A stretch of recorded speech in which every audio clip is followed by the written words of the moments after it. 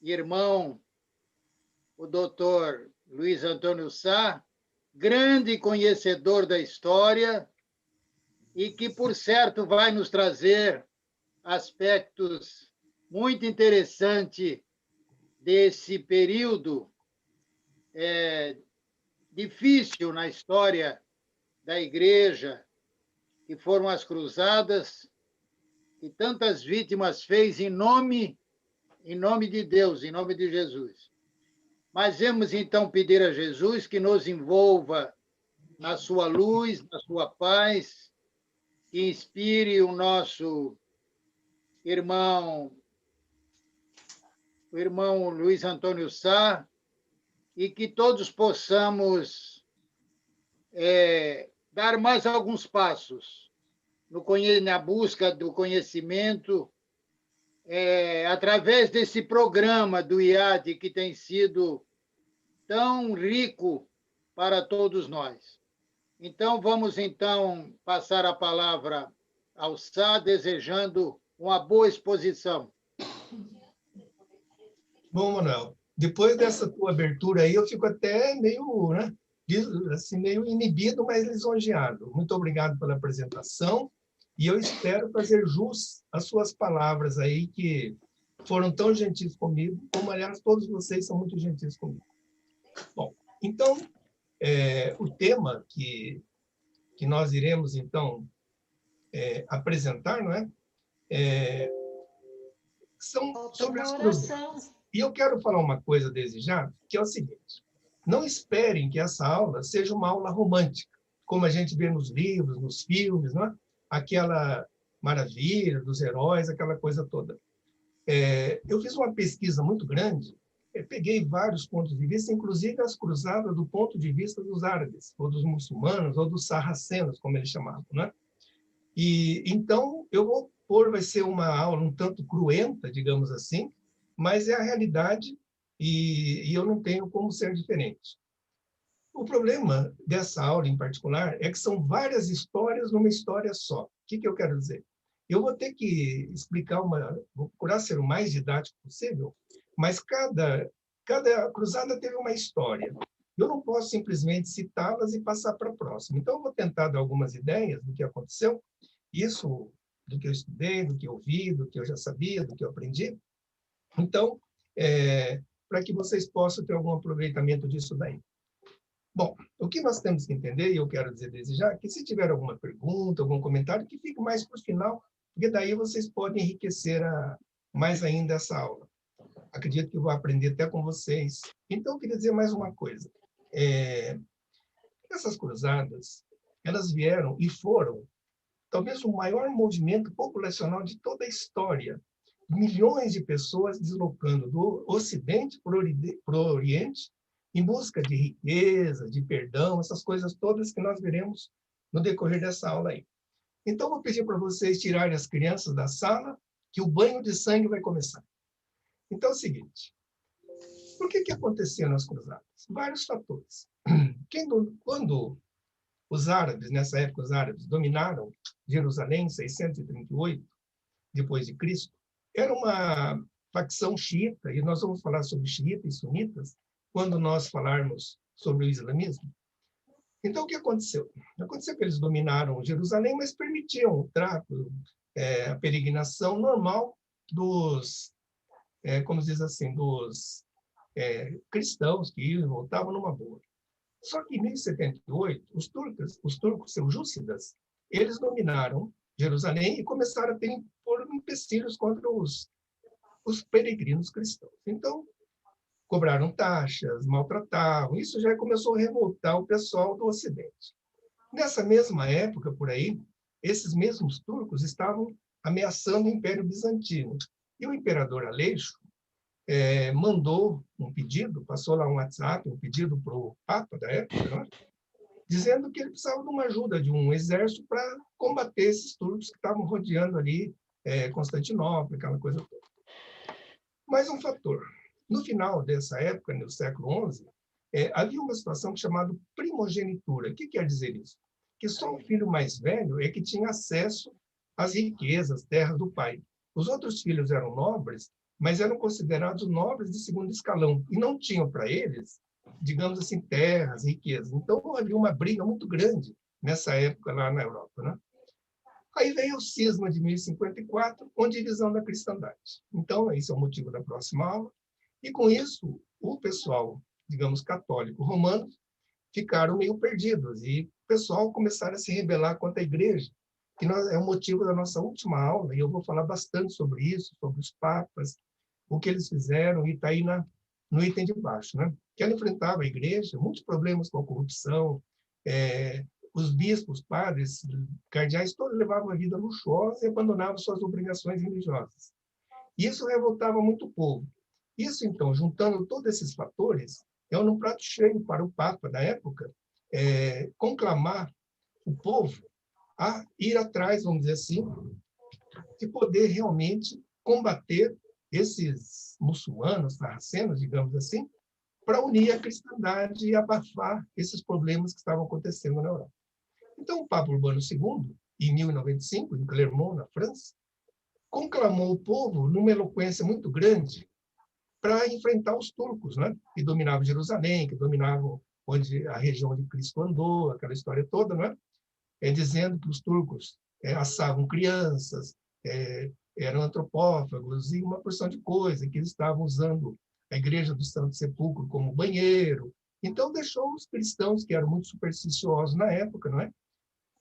De uma maneira em que eles tinham que lutar mesmo, porque a confusão, digamos, que estava se armando era muito grande, e eles tinham que ir lá combater esses infiéis.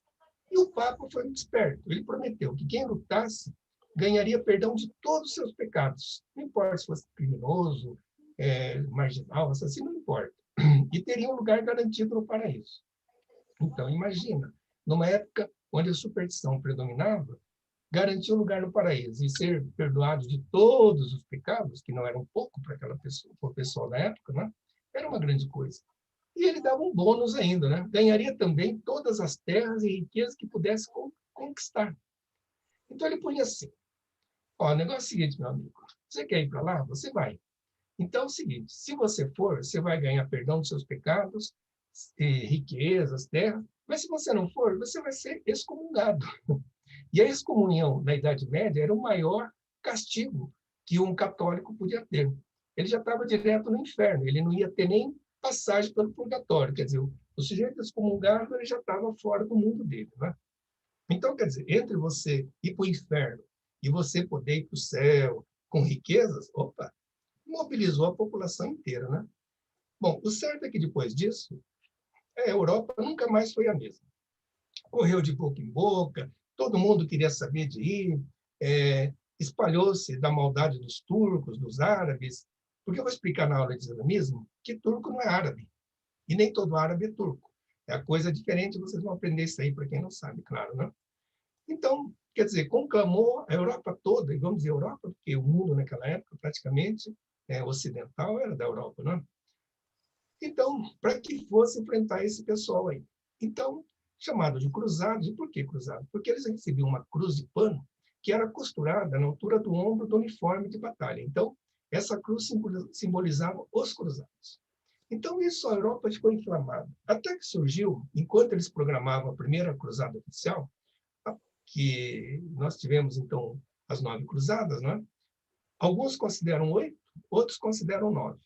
Claro que nós vamos dar uma pincelada sobre todas elas, mas como eu estava dizendo, enquanto se organizava a primeira cruzada, apareceu um maluco chamado Pedro Eremita, Pedro Feio, Pedro Pequeno, que era um sujeito que tinha uma eloquência muito grande.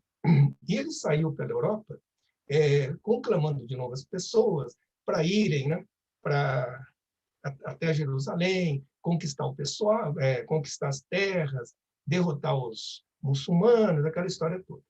E ele, com a sua arguição, ele conseguiu juntar, pela história, uns 100 mil peregrinos. Então, eles partiram de Colônia, na Alemanha, né? Com pobres, miseráveis, marginais e praticamente poucos soldados.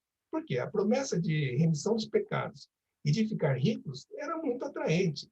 Isso daí era uma coisa que todo mundo queria na vida, imagina, quem não queria, não é?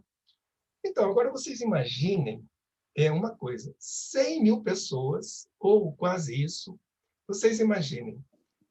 Esse bando de gente precisava comer. Esse bando de gente precisava beber. Então, imagine esse pessoal, homens, mulheres, crianças, passando pela Europa e destruindo tudo, comendo tudo. Era como se fosse uma nuvem de gafanhotos numa plantação, por exemplo. Então, o que aconteceu? Aconteceu que começaram a ter atrito entre os próprios católicos da época, né? Eles matavam, pilhavam, porque precisavam comer. E eles elegeram os judeus, porque eles diziam que os judeus que mataram Cristo. Então, começaram a roubar judeus, começaram a matar os judeus, puseram fogo nas sinagogas, enfim. E conseguiram chegar a Constantinopla, que era um dos objetivos, né? Constantinopla, vocês viram nas próximas apresentações, que era o ponto de encontro, digamos assim. Dali eles pegavam os navios e iriam até, digamos, a Palestina. Chegando, então, em Constantinopla, o imperador ficou maluco. Minha gente, eu pedi um exército, não pedi esse bando de maltrapilhos aí, o que estão fazendo aqui? Não, nós vamos lá derrotar esse pessoal. E o pessoal entrou em Constantinopla, começou a querer pilhar as coisas, falou, pera lá, não é bem assim. E conseguiu expulsar esses cruzados, entre aspas, né? E conseguiu tocá-los para frente. Vão lá brigar onde vocês têm que brigar, não vão ficar por aqui. E eles foram mesmo. E um exército mal preparado, cheio de crianças, mulheres, vão enfrentar os turcos super armados. E o que aconteceu? Aconteceu que eles foram trucidados. Não tinha como vencê-los, né? E dessa leva aí de 100 mil peregrinos, historiadores, esses números são muito difíceis da gente poder avaliá-los, porque cada época, né, não tinha estatística, vai passando aqui, vão contando aqui, não é? Então, desse grupo de 100 mil, aproximadamente isso, foram praticamente dizimados. Esse grupo foi praticamente dizimado e se diz que pelo menos de 3 mil se salvaram. Graças à idiotice de uma pessoa, tipo esse Pedro eremita aí, que fez essa confusão toda. E dentro desses 3 mil, ele foi um dos que escapou, que ele participou da primeira cruzada oficial depois. Então, essa primeira, entre aspas, cruzada não oficial, resultou em nada. Resultou em mortes. E há uma coisa muito importante, que eu já vou adiantando aqui, que no decorrer das cruzadas, vocês sabem qual a mercadoria que ficou mais desvalorizada? Os escravos, o mercado de escravos. Porque os católicos, os cristãos, ofereceram tantos soldados que foram conquistados pelos árabes, pelos turcos, não é? Que eles nem queriam mais tantos escravos, não tinha tanto valor. Dava garantia, ó, de 30 dias, se não funcionar, me devolve, vai no PROCON, não interessa. Mas eles tinham, vamos dizer assim, um número tão grande de escravos cristãos que eles escolhiam aqueles, gostavam dos loiros, olhos verdes, coisas assim, o restante eles descartavam. Porque, vejam, nós estamos falando aqui, nas próximas cruzadas, de 20 mil, de 10 mil, 5 mil, é muita gente, não é? Então, quer dizer, houve, assim, uma abundância de escravos, graças por exemplo, a má organização dos exércitos, coisas assim. Bom, mas então sai a primeira cruzada oficial. Essa, sim, sob as bênçãos do Papa, eu tenho aquele negócio todo, né? E eu te absolvo, pecado tuis, aquela coisa. Então, essa cruzada sai da França, que a França realmente, tanto que os muçulmanos conheciam os cruzados como os francos, porque boa parte dos cruzados eram franceses, ou comandados pelos franceses, então ficavam como os francos, né? Então saiu essa primeira cruzada, que foi liderada, né, por Godofredo de Bouillon, com mais uns 5 nobres, cada um, como está no mapa, seguiu um caminho diferente, mas se marcaram de se encontrar em Constantinopla. E de lá eles tomariam o rumo que deveriam tomar em direção a Jerusalém. Então, essa primeira cruzada saiu, e da mesma forma que a primeira, eles tinham que atravessar a Europa. E agora vocês imaginam um grupo de 150 mil homens, cada um por um caminho, o estrago que foram fazendo no caminho. Cristão contra cristão. Bom, chegaram em Constantinopla, se apresentaram lá para o imperador, ainda era o Aleixo, e desceram, então, digamos assim, em direção a Jerusalém. Nesse caminho, eles conquistaram Niceia, conquistaram Antioquia e Edessa. Mas foram vitórias onde houve, né, uma carnificina muito grande. Porque em todos esses lugares, eles que eu digo, os cruzados, eles não eram muito benevolentes, eles não eram muito cristãos, vamos dizer assim, não é? Ou como dizia lá na minha cidade, eles não eram muito católicos, né? Então, eles matavam, trucidavam, teve atos de canibalismo. Então, foi uma coisa horrorosa. Mas, enfim, conquistaram essas cidades e foram em direção a Jerusalém.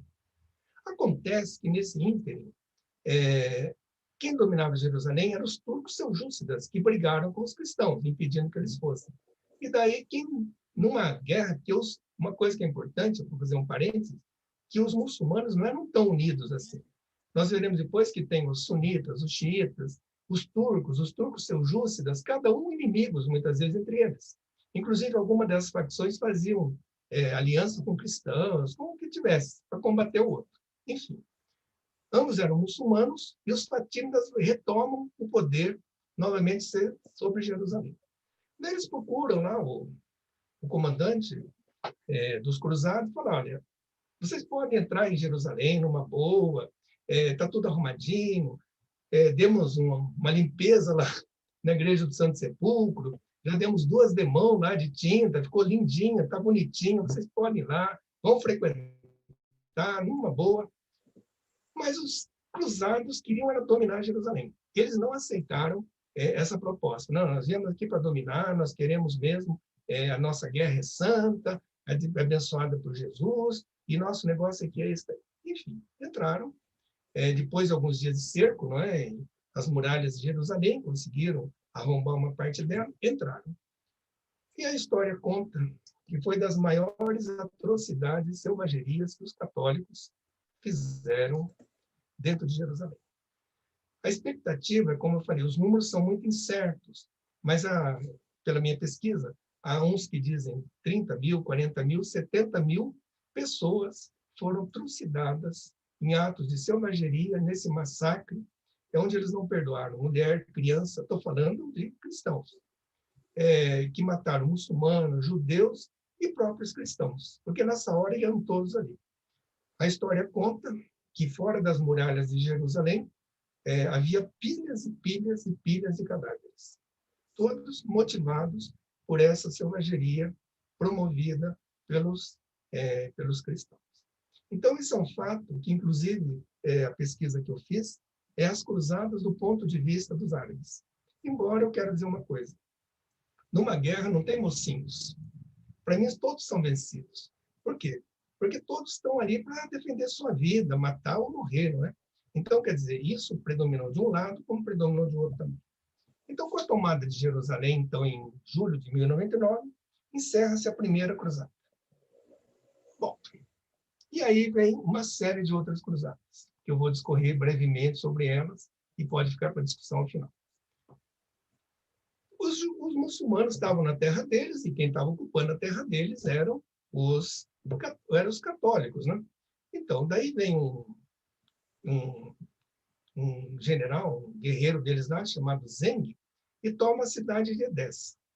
E essa cidade de Edessa era uma cidade que os cruzados da primeira cruzada tinham conquistado, né? E daí essa notícia chega à Europa. Aí alvoroçou todo mundo, porque estava todo mundo ali confortável, né?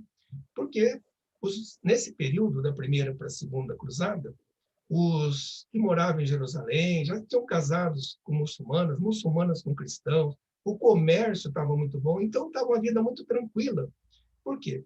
Nós veremos isso na aula de islamismo, que a Europa conheceu o progresso depois que conheceu muitas coisas do islamismo. Porque muitas coisas os europeus passavam fome. A Idade Média foi uma idade muito cruel para quem viveu naquela época na Europa, não é? Mas então, com essa tomada dessa cidade, todo mundo ficou em alvoroço. Aí, um bispo, um cardeal depois, parece que virou santo também, Bernardo de Claraval, fez a maior confusão. Não, nós temos que ir lá, porque como é que eles tomaram a nossa cidade? Não pode. Mas não precisa, deixa uma cidade. A gente já tem um reino de Jerusalém, era um reino cristão do Oriente.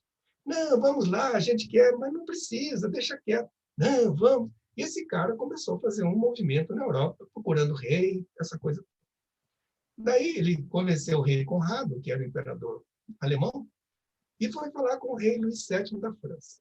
O rei Luís VII falou, não, para quê? Vou mexer com isso, não.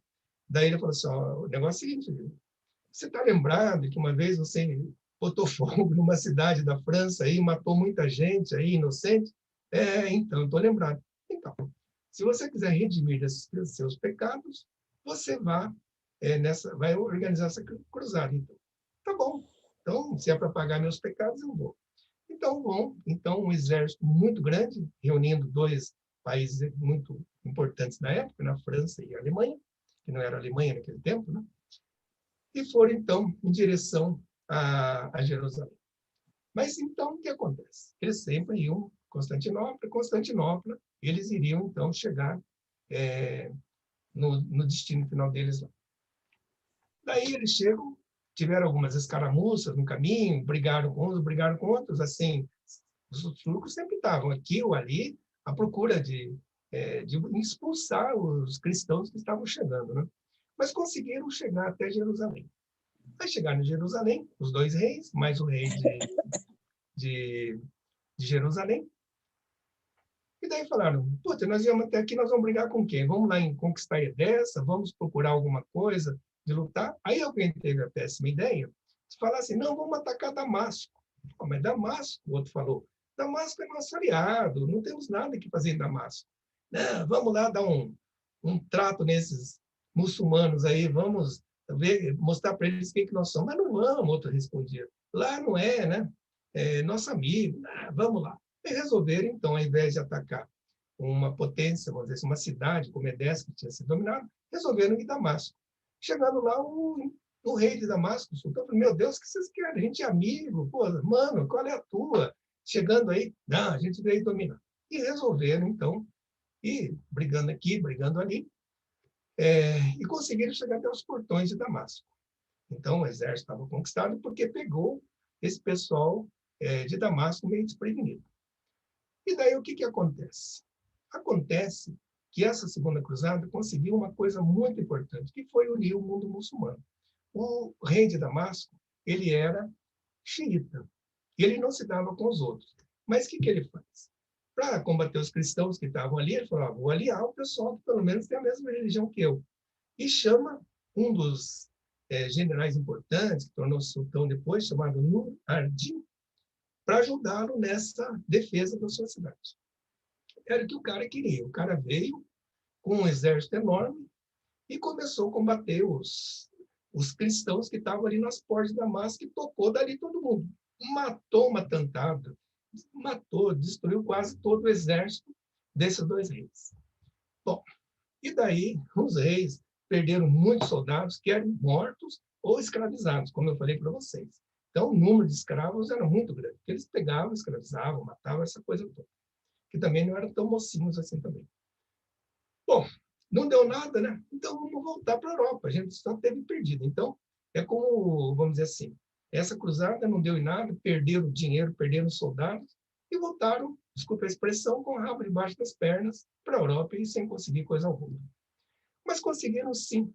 Eles conseguiram uma coisa que iria refletir muito na história depois. Eles conseguiram unir o mundo muçulmano. Que o mundo muçulmano, como eu disse a vocês, eles eram, nessa época, e depois também, depois dessa época, se dividiram de novo, xiitas, sunitas, seljúcidas, aquela história toda, mas pela raiva que eles estavam dos cristãos, eles conseguiram unir esse grupo, esse mundo árabe, muçulmano, essa história toda. E daí nasce, e vem dessa união, uma das personalidades mais marcantes de toda a história mundial, vamos dizer assim, que foi Saladino. Saladino foi um dos maiores guerreiros, generoso, era um sujeito assim que era muito hábil, honesto, era um dos homens mais ricos do mundo e morreu pobre, porque durante a sua vida ele distribuía o que tinha, ele era um homem, ele era muito cruel nas batalhas, com certeza, ele tinha que defender o país dele, os soldados dele, mas ele era muito complacente com os adversários. Ele vai enfrentar, posteriormente, o rei Ricardo, Coração de Leão, na Terceira Cruzada, e o rei Ricardo, numa das batalhas, perdeu o cavalo. Aí ele tirou um dos melhores cavalos dele e mandou para o rei Ricardo continuar a batalha. O rei Ricardo, numa outra vez, ficou doente, numa doença parecida com escorbuto, que era um pouco estranha ainda para os europeus. Ele mandou o médico dele, mandou remédio, mandou frutas, mandou até sorvete, que era desconhecido para os europeus. Então, ele tinha esse lado aí, não é? Então, conseguiu unir o mundo muçulmano e conseguiu derrotar o que tinha ali do exército cristão, mas não tinha tomado ainda Jerusalém, que ele veio a tomar, então, em 1187. E por que ele tomou Jerusalém? É o que nós vamos saber agora. Quem governava, quem era o rei nessa ocasião de Jerusalém, era o rei Balduíno IV. O rei Balduíno IV foi um rei muito, muito bom, muito inteligente, que assumiu o reinado aos 13 anos e, infelizmente, morreu aos 24. Ele era leproso. E a lepra foi tomando conta dele, tomando conta, até levá-lo precocemente. E o Balduíno e o Saladino se davam muito bem, tomavam chimarrão juntos. Passei um cafezinho aqui, não quer vir aqui, vem cá, vamos fazer um happy hour. Eles se davam muito bem.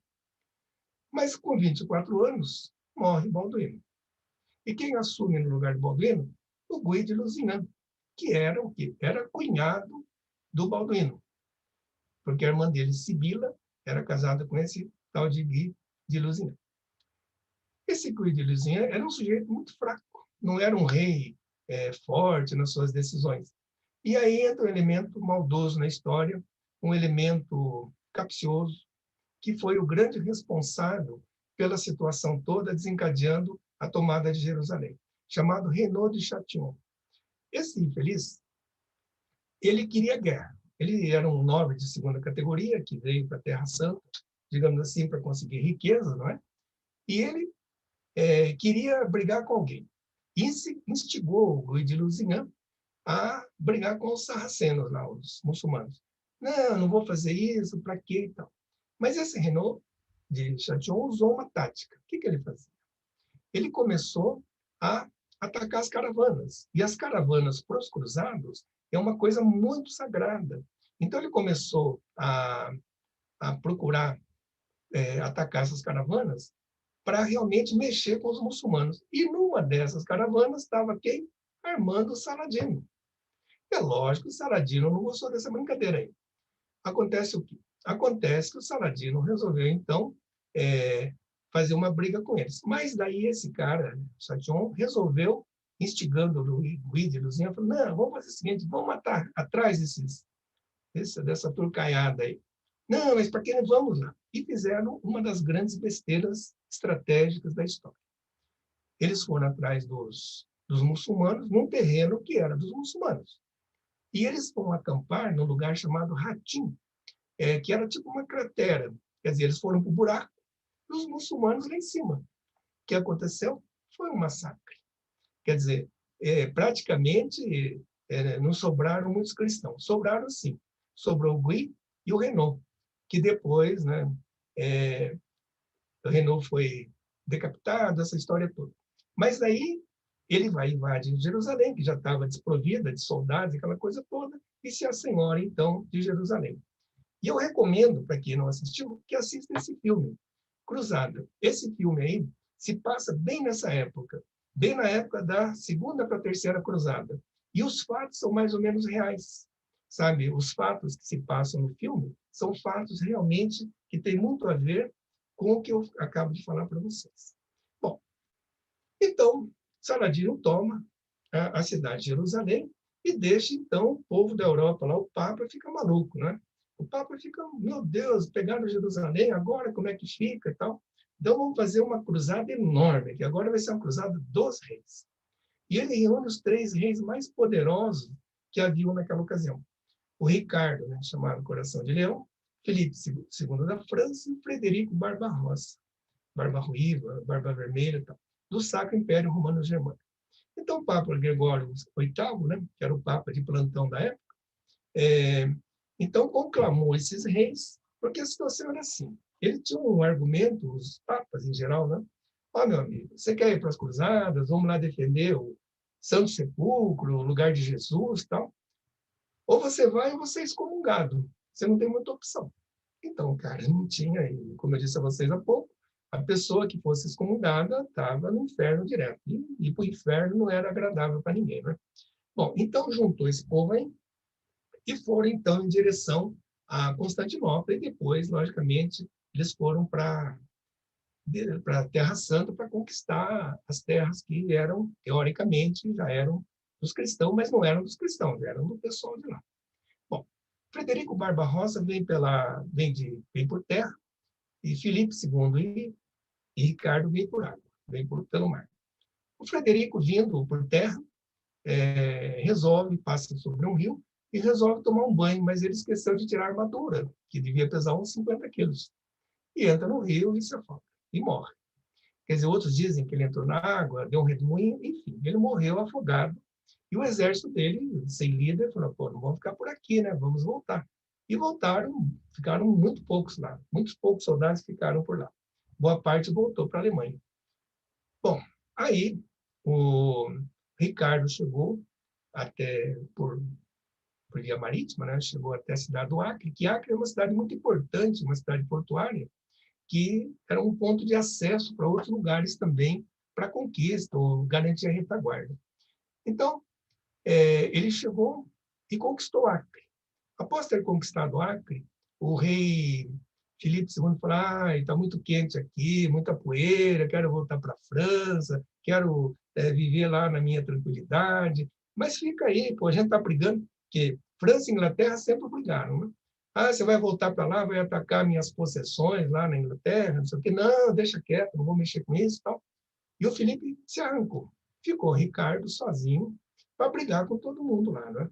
Mas ele tinha um exército muito disciplinado. Aliás, a Inglaterra sempre tem um exército muito disciplinado. Se a Inglaterra conquistou um império vasto, na época da Rainha Vitória, é pela organização e a disciplina dos seus soldados. Bom, aí o Ricardo fez e aconteceu, chegou, tomou a cidade de Acre, né? Cidade de Jaffa, e conseguiu combater Saladino, porque quem estava brigando era Saladino. E o Ricardo até conquistou algumas batalhas contra o Saladino, porém o exército Saladino era muito maior e não conseguiu realmente ele vencer todas as batalhas. Por mais ser uma pessoa, vamos dizer assim, um guerreiro muito, muito forte, né? E até hoje se fala tanto nele, o rei Ricardo, para quem ele é Robin Hood, né? É aquele que ele fica juntando dinheiro para mandar, porque ele foi depois foi sequestrado, né, por um rei cristão, católico também, exigiu um alto valor pelo resgate dele, e então Robin Hood, aquele pessoal todo, o príncipe John, é bem dessa época que se passa isso, né?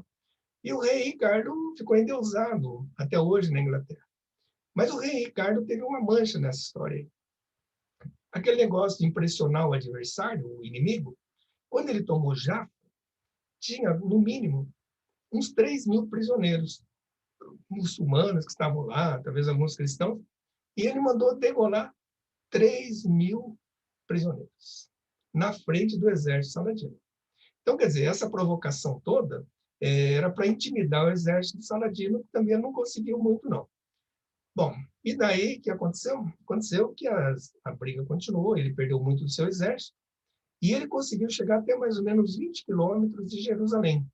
Mas o seu exército estava debilitado, já não tinha condições, porque ele tinha que garantir a retaguarda, né? Porque quando você vai atacar, você tem que saber como é que você vai voltar. Se você precisar voltar, você tem que ter uma retaguarda, senão você vai ficar entre dois fogos, né? E daí você vai se ferrar. Então, o que aconteceu? Ele chegou até perto e falou, não, eu não vou atacar, porque se eu atacar, eu não tenho como voltar. E deixou. E daí ele conseguiu fazer um pacto com o Saladino, que durante 3 anos, a presença dos cristãos era permitida em Jerusalém e em toda essa região considerada cristã, vamos dizer assim, não é? Que era o Império Cristão do Oriente. Então ele faz esse acordo, e daí não tinha mais o que fazer, e ele volta para a Europa. Bom, a história do Ricardo não cabe hoje aqui, foi sequestrado em seguida por outro cristão, isso é um outro assunto. Mas então ele volta, não volta tão logo, porque ele é sequestrado, e assim termina a Terceira Cruzada também, com um monte de mortes, uma carnificina incrível, mas enfim, era assim que a história ia.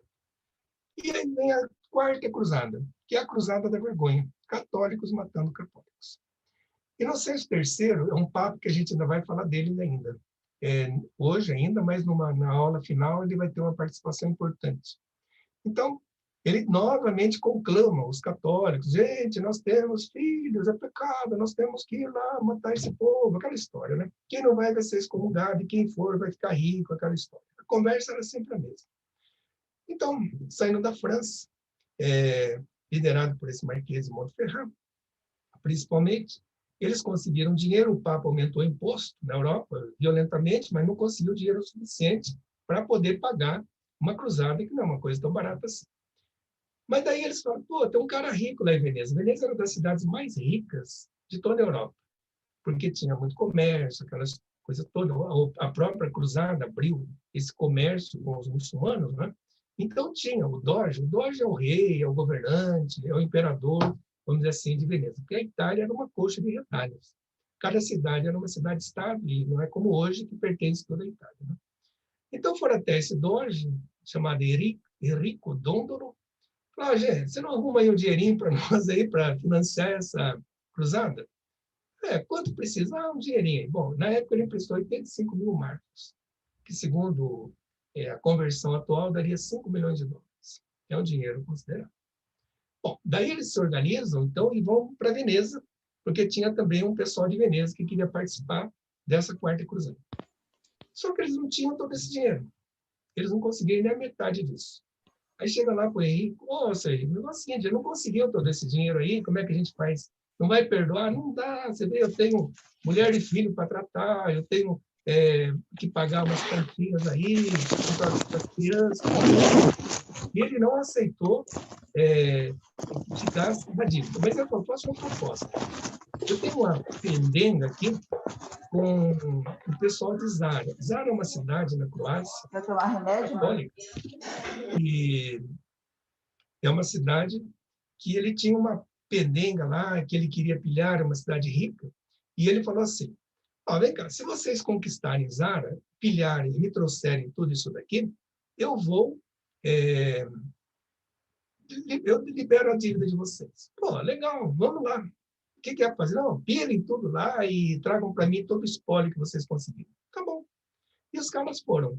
Chegaram e atacaram Zara, que era uma cidade católica, não é? E pilharam tudo que puderam. E o Papa ficou louco. Por quê? Porque Zara era uma cidade que pertencia, digamos assim, à proteção do Papa. E o Papa ficou louco da vida. E o que o Papa fez? Excomungou o exército. Bom, os caras ficaram excomungados, imagina, já estavam no inferno. E o que aconteceu? Aconteceu que, nesse mesmo período, houve uma briga pelo poder em Constantinopla. O tio tomou do sobrinho, tirou o irmão da jogada, sei que houve uma confusão. E esse sobrinho, era um gurizão, ele procura algum dos cruzados e fala assim, você não quer dar uma forcinha para mim lá, preciso expulsar meu tio, que está incomodando lá, tomou meu poder, tá, meu trono. A gente vai mesmo. Excomungado, já está no inferno, né? Uma briga mais, uma briga menos, não vai mudar muito aí o grau lá de estar no inferno. Enfim, aí, juntando os cruzados franceses e os venezianos, chegaram até Constantinopla e, como estava demorando o pagamento que tinha sido prometido, eles falaram, vamos fazer uma coisa, vamos saquear a cidade. Constantinopla era a cidade mais rica do mundo naquela ocasião. Riquezas, relíquias sagradas, né? Porque era o Império Romano antigo, então muitas riquezas estavam lá. E os caras decretaram 3 dias de saque, destruição, incêndio da cidade. Inclusive com bibliotecas que reuniam autores gregos, que reuniam, assim, uma riqueza fantástica de outras obras, não é? E eles simplesmente devastaram Constantinopla. A coisa ficou tão grande que teve um dos nobres, que a gente pode chamar de nobre, acho que não é tão nobre assim, que ele precisou de 3 igrejas para juntar, para guardar tudo que ele roubou, de tanta coisa que eles pegaram lá. Inclusive, um dos símbolos de Constantinopla são essa quadrilha que está em Veneza, que venezianos que atacaram lá também. Quem vê fotografia, ou quem, por exemplo, vai vê em fotografia, ou já foi em Veneza, hoje está uma réplica, que essa aqui é original de bronze. Eles colocaram uma réplica bem no alto da igreja de São Marcos. Então, é uma das coisas que a gente vê hoje que era de Constantinopla. A devastação foi tanta em Constantinopla que nunca mais se recuperou essa cidade. E ficou tão facilitando que, mais ou menos 200 anos depois, quando houve a tomada de Constantinopla pelos otomanos, né, em 1453, já não oferecia tanta resistência, que a cidade enfraqueceu tanto pelos ataques desses próprios cristãos matando cristãos. Então, é a cruzada da vergonha. Então, para que Jerusalém? Estava todo mundo rico, estava todo mundo bem com a vida, ganharam muito dinheiro, Então, quer dizer, parou por ali mesmo. Ninguém foi a Jerusalém, todo mundo voltou cada um para o seu lugar, um mais rico que o outro, e essa cruzada se encerra vergonhosamente dessa maneira. Bom, e aconteceu um fato aí, que dizem que é lenda, outros dizem que não. Eu fiz uma pesquisa, uns disseram que realmente não tem comprovação, mas o certo é que dois rapazinhos, um na Alemanha e outro na França, sonharam com que Jesus veio até eles dizendo que se eles fizessem uma cruzada só de crianças, os muçulmanos abririam os portões de todas as cidades pela pureza e inocência das crianças. Então, que eles iriam, digamos assim, ter toda a facilidade, porque as crianças seriam respeitadas. E esse Nicolas, ele conseguiu atravessar a Alemanha e foi até o Papa Inocêncio III. Chegando lá, que é o mesmo Papa ainda. Chegando lá, o Papa falou, você está louco, rapaz, vai levar as crianças para lá. E não aceitou muito aquilo, e ele acabou dispersando essas crianças, que ninguém sabe o fim que elas tiveram. Já esse Estevão nem foi para o Papa, ele já foi direto para o porto, que ele queria embarcar para Jerusalém. Chegando no porto, uns marinheiros, uns donos de barco muito malandros, não, eu levo esse pessoal, pode deixar, levo de graça até. O certo é que essas crianças nunca mais foram vistas. Provavelmente foram escravizadas, mortas, ninguém sabe. Então, se a lenda é verdade, o certo é que essas crianças se perderam e não tem ninguém para contar a história delas. Foram escravizadas, mortas, sabe lá o que foi. Porque tinha uma época de muita loucura, né? A pessoa sonhava, por exemplo, com alguma coisa e queria que aquilo fosse uma verdade. E as pessoas acreditavam, porque as informações não eram como hoje, né? Os fake news eram muito fortes naquela época, né? E o pessoal ia por aí. Bom, mas daí então vem uma outra cruzada. O Papa falou, pera lá, nós temos que ir de novo lá. Mas, Papa, já não chega, já perdemos soldados, já foi, já morreu tanta... Não, nós temos que voltar lá e dominar porque é nosso aquilo, vamos, mas não vamos, lá, aquele papo todo. Mas, enfim, ele, vamos dizer assim, com astúcia e, vamos dizer assim, por livre pressão, não é? Ele convenceu, então, alguns reis, né? O André II da Hungria, o Leopoldo da Áustria, e esse rei João de Brienne, rei em título de Jerusalém. Quer dizer, ele morava na Europa, mas se tivesse um rei um dia, seria ele, em título, mas que era naquele tempo estava. Jerusalém era dos muçulmanos, ou sarracenos, como diziam os papas da época, né? Como diziam. Então, ele reúne novamente com a mesma história de fortuna, perdão dos pecados. A conversa era sempre a mesma, e o povo ia nessa mesma conversa. Então, saiu essa quinta cruzada.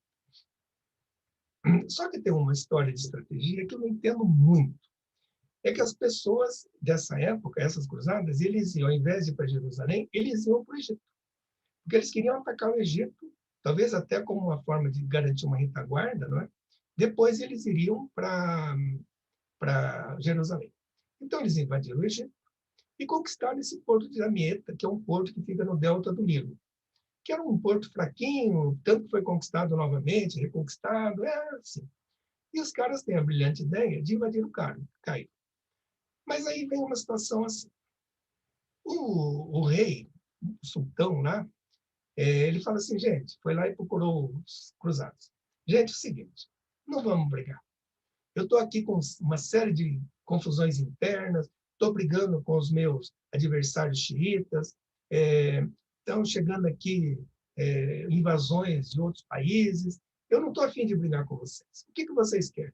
Vocês querem Jerusalém? Eu entrego para vocês. Vocês vão lá e assumem Jerusalém numa boa, não vamos brigar. Aí vem a igreja de novo. Esse cardeal Pelágio. Você fala, não, capaz, a gente veio aqui numa guerra santa, a gente quer destruir os muçulmanos em nome de Deus. Mas daí os cruzados, mas para quê, gente? Não, vamos, nós temos que vencer esse povo. Quer dizer, já vinha com a ideia pronta de que tinha que ir para a guerra, matar em nome de Deus, de Jesus. Né? Então, o que acontece? Eles não aceitam o trato que o sultão ofereceu a eles. Nós vamos brigar. Porque eles estavam esperando que vinha um exército, que vai ser o nosso próximo personagem, Frederico II, da Alemanha, que não veio. Ele ficou na Europa. E esse Pelágio talvez pensasse que estava vindo e achou que ia vencer essa batalha toda, essa guerra toda. E os caras cometem um erro muito grave. Eles vão acampar onde? Num lugar maravilhoso, coqueiros, vão se acampar nas margens do Rio Nilo. Não, aqui tem bastante água, nós vamos aqui esperar outro exército, e nós vamos ficar aqui numa boa.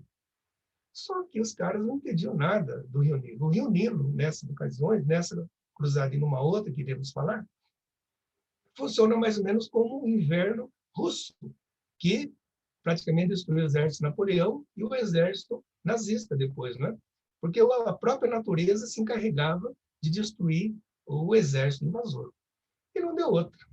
Começaram as cheias do Nilo, e ele tinha muitos açudes, né? Porque o Egito tem isso, né? Eles seguram a água, quando precisa eles soltam. E abriram os açudes, mais a enchente do Nilo, o exército praticamente foi dizimado. Só pela água. E daí os que sobraram, eles foram lá, mataram, porque daí todo mundo em debandada. Vamos embora, água chegando, aquela história toda.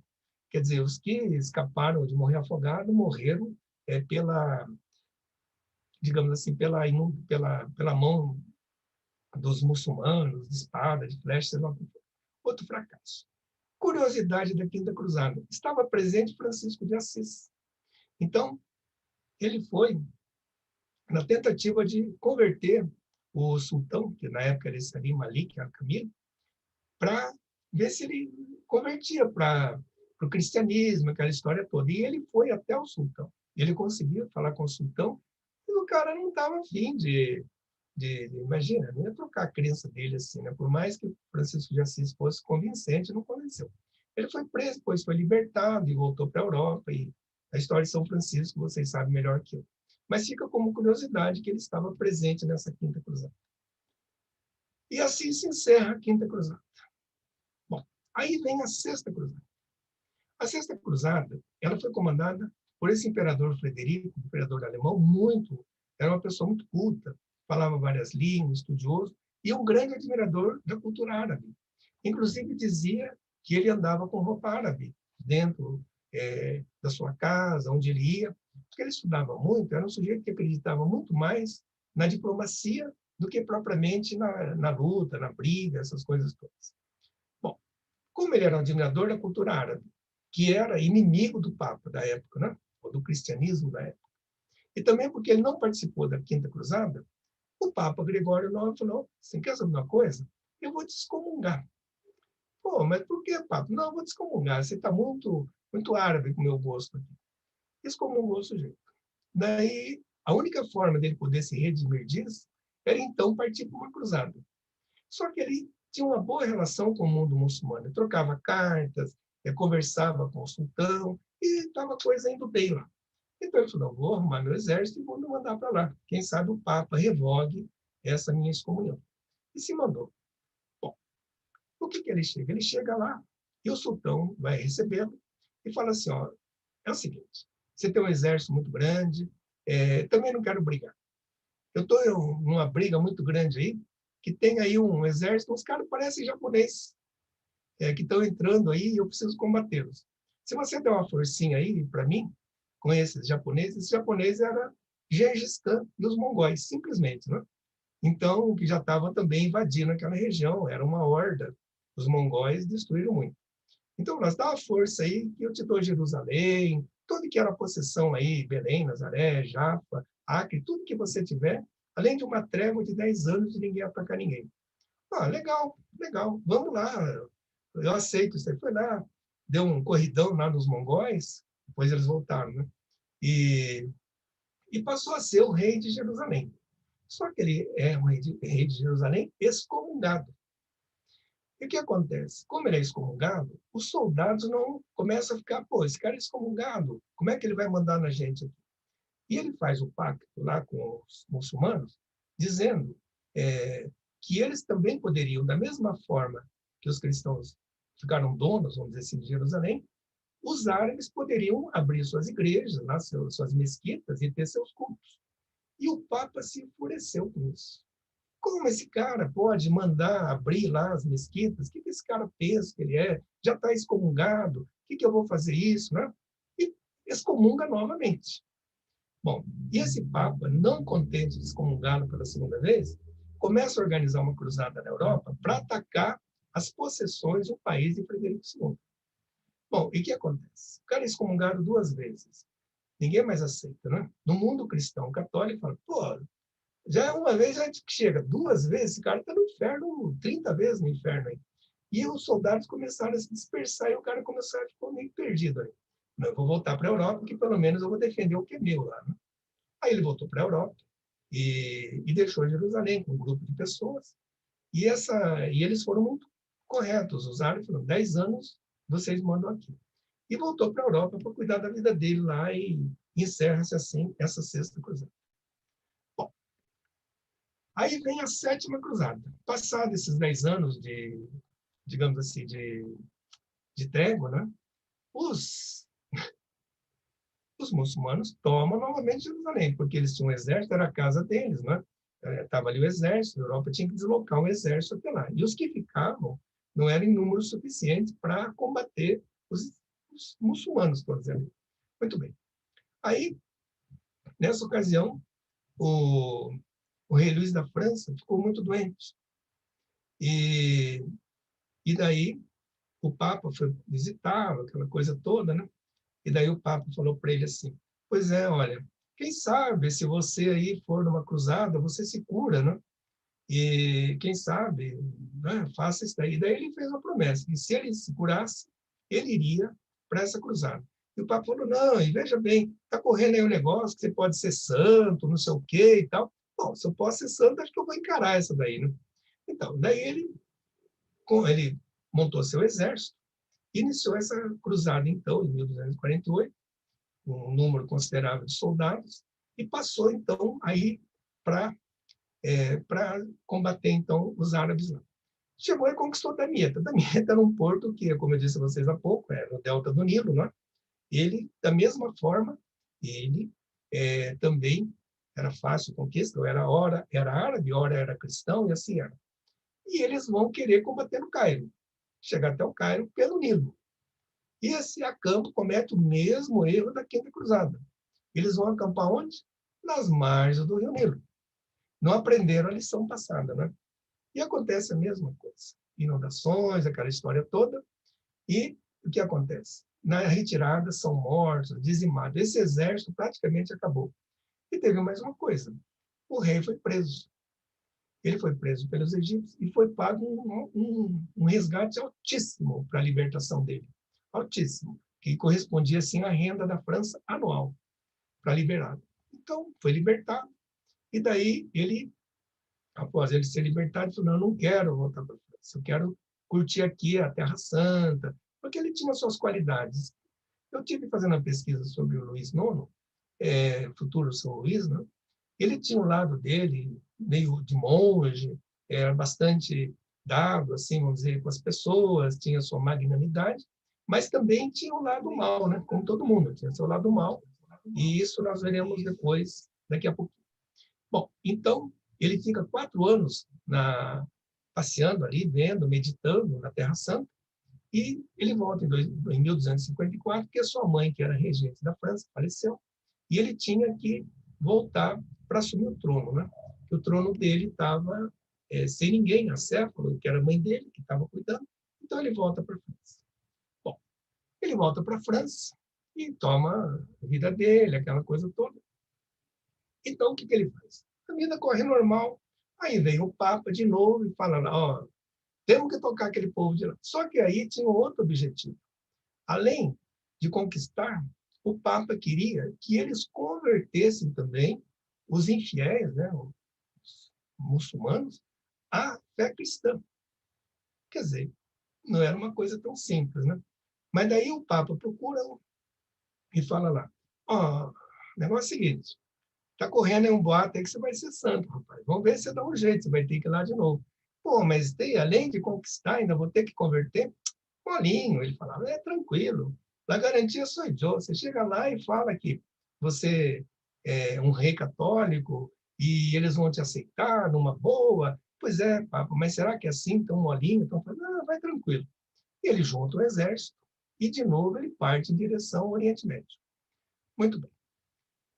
E daí, ele vai e no caminho, antes de chegar no Egito, ele vai e para em Tunis, porque ele achou que poderia conquistar a simpatia do sultão, do rei de Tunis, né, para ser na fé cristã. Quando ele chega em Tunis, o sultão está esperando com o exército pronto para se defender e para atacar também. Então, há uma batalha, aquela coisa toda, e ele se retira, só que, nessa ocasião em Tunis, a peste estava agraçando, estava dominando aquela região. E Luís é acometido junto com o filho dele, os dois morrem em Tunis.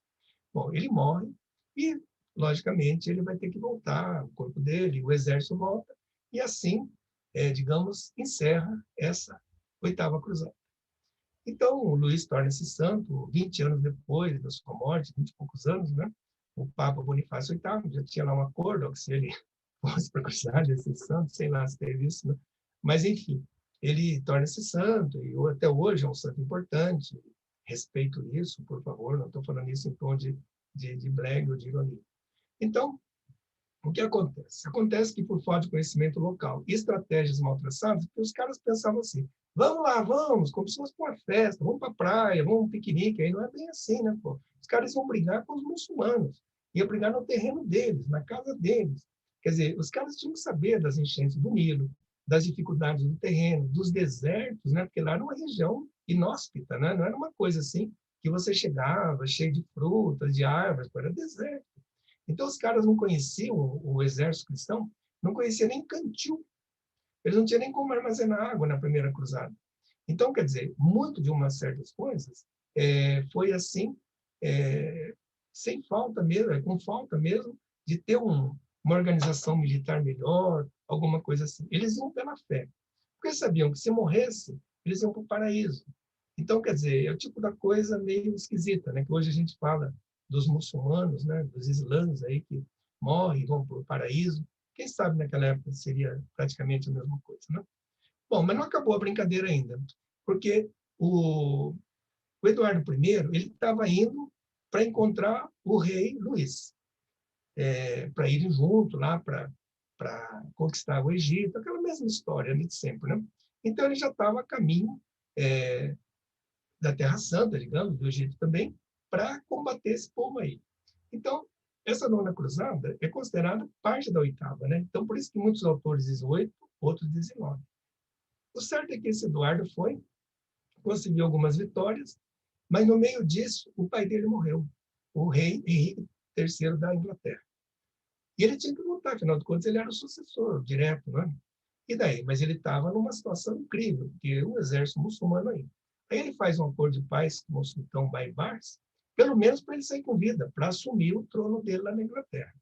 Então, com a saída dele, encerra-se praticamente as cruzadas, de uma forma geral, mas ainda havia um pequeno pedaço, digamos, dentro desse enclave muçulmano, que era a cidade do Acre. A cidade do Acre, ela pertencia aos cristãos, era um terreno dos cristãos, e naquela ocasião estava sendo cuidada por soldados italianos. E esses soldados italianos caem na besteira, sabe lá por quê? De brigar com os muçulmanos e decapitar uma tantada, centenas de muçulmanos que viviam por ali.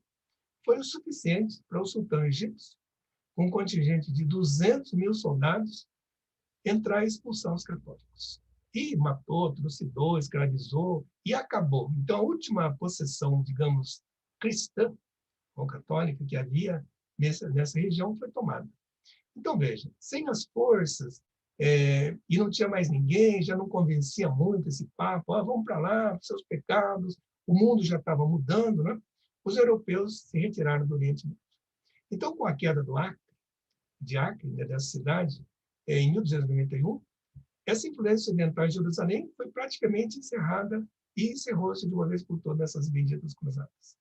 Então, quer dizer, uma mortandade muito grande, em que realmente o resultado foi pífio, né? Não teve grande coisa, e a situação ficou dessa maneira. Bom, e qual que é a herança cruzada?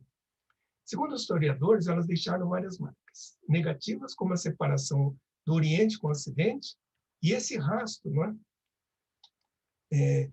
De violência que faz aumentar a desconfiança entre muçulmanos e os cristãos, né? Por outro lado, a Europa cresceu muito com isso. Ela saiu muito fortalecida porque reforçaram a autoridade dos reis, começaram a montar países, né? Porque é tudo uma coxa de retalho, né? Era a França, depois começou a Inglaterra, essa história toda, né? Então, abriu essa criação para estados nacionais, o fim do feudalismo, e também começou muito, né, a questão de comércio, enriquecimento das cidades. Então, teve a questão comercial, teve uma situação muito grande em que todo mundo começou a ganhar dinheiro com isso. Então, inclusive, nós veremos isso na aula de islamismo, os costumes orientais chegaram aos ocidentais e todo mundo gostou, né? Especiarias, os tapetes, roupas, perfumes, né? Então, a Europa toda ficou encantada com essa situação que havia no mundo árabe, né? Inclusive, levando até as grandes navegações. Enfim, a partir daí, então, esse foi o legado que ficou das cruzadas. E como estão as cruzadas do ponto de vista árabe? Que isso foi uma das pesquisas que eu fiz. Para os árabes, as cruzadas não foram uma disputa, mas uma invasão a seu território pelos ocidentes bárbaros, aqueles guerreiros loucos que espalharam pelas ruas o sabre cortante, degolando homens, mulheres e crianças, saqueando as mesquitas. Isso está presente no livro As Cruzadas Vistas pelos Árabes, que foi lançado por um professor, né, Amin Maalouf, editado na França em 1983. Inclusive, diz lá que as crianças realmente foram passado assadas, canibalismo entre os cristãos, né? Então, o que eles fizeram não foi uma coisa muito bonita, né? Foi uma coisa terrível mesmo. E como que o Espiritismo vê as cruzadas?